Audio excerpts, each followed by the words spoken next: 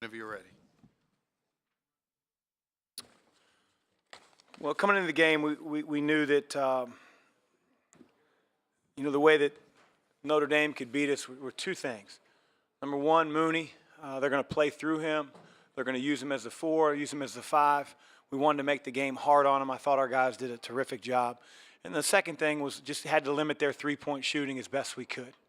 And so we went for a lot of shot fakes in the first half, knowing that, we wanted to really run them off the line. And I thought our discipline was a little bit better in the second half. And offensively, we really took care of the ball, except for maybe a 2 or 3 minute stretch in the first half. But, we're excited to play another day. And we know that we have a huge challenge in the Tar Heels tomorrow. But, it beats going home. Questions, again, please raise your hand. Let us know who you're with. And wait for the handheld mic. First question up here, front row. Second row, rather. This question is for Coach Kiera Luck for Black Sports Online. As you mentioned that tomorrow you play against UNC, you guys split the season this year. What are your thoughts going into the game, and how do you prepare for them tomorrow? Well, when you play a team for a third time, both teams are going to have great familiarity with one another. Coach Williams doesn't try to trick you. They're going to try to race the ball up the floor. They're going to try to pound it inside, and they're going to try to decimate you on the glass. They did that in Game 2. They didn't do it as well in Game 1.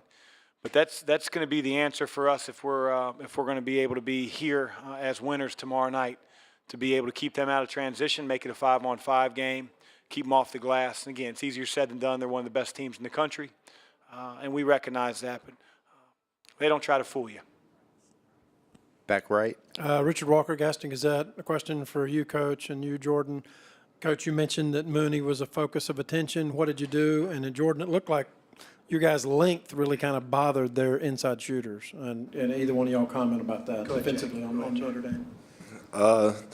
Yeah, when we're preparing for them, Mooney is obviously one of our main focuses. So we're just playing tough, not letting them back down. Everybody did a great job of guarding them.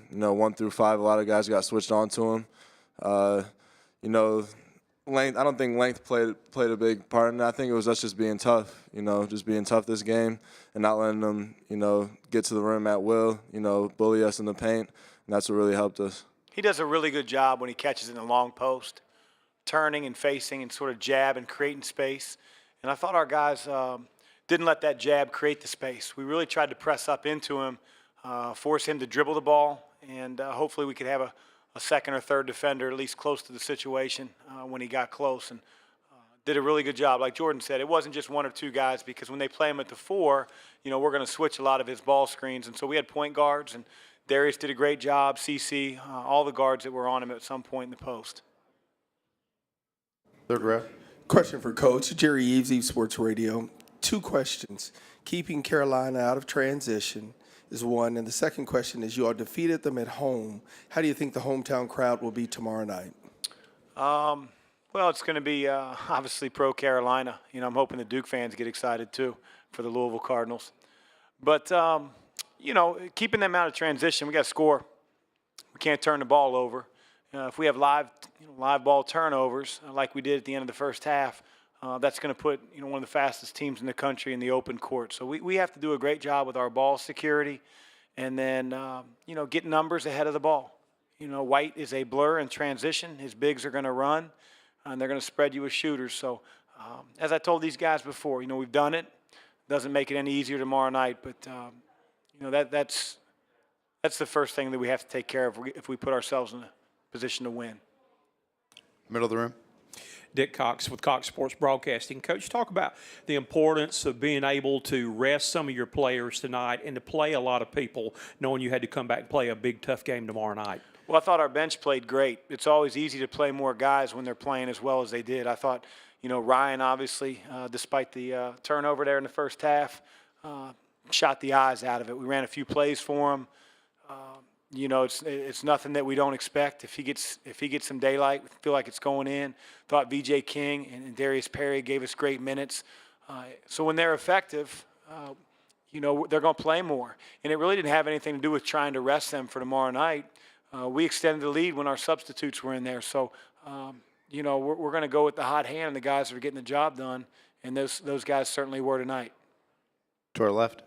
Danielle Lerner, Courier-Journal. Jordan rebounding against Notre Dame tonight, and the last time you guys played them was really good for you guys, and it was kind of the downfall in the second game against UNC. Do you feel like there's something that you've been doing the past couple games that's led to you guys being better on the boards, or is it just kind of matchups with this Notre Dame team? I think just this last couple of games we've been, locking in and focusing on boxing out. I'll call myself out. There are times I don't do a great job boxing out, and they get on me for it. So there are a lot of times I don't do a great job boxing out, and they get on it for me. So, it's just us boxing out and just being tough and being physical with guys. We can't get bullied, like I said earlier, and that's really the key to, battling these guys on the glass. To our right. Jack Leland, Argyle. I just want to get the players' thoughts on Carolina tomorrow and the kind of challenges that they present. Ryan. Well, they just play fast, and they're men on the glass. Those are the two keys to the game, honestly. They're, like Coach said, they're one of the fastest teams in the country. We got to take care of the ball and not give them any easy points. I'm just going to go with what he said, just got to keep them out of transition and just fight them on the glass. Those are going to be the two keys to the game. If we want to have a chance, we're going to have to do that. To our left. Ryan, you said the other day that you hoped this tournament would kind of be a fresh start for you guys. Did you feel like how you played tonight lended itself to that? Yeah, I mean, the postseason is kind of a season in its own. You see some teams that really, were in a funk and they can get out of it, or they weren't in a funk and then get in one. So we've been pretty conscious of that and have been really dialed in and locked in and have had a great couple weeks of practice. And, we're excited for upcoming games. Any other questions? Okay, thanks, guys. Reminder, this is a working press area, please.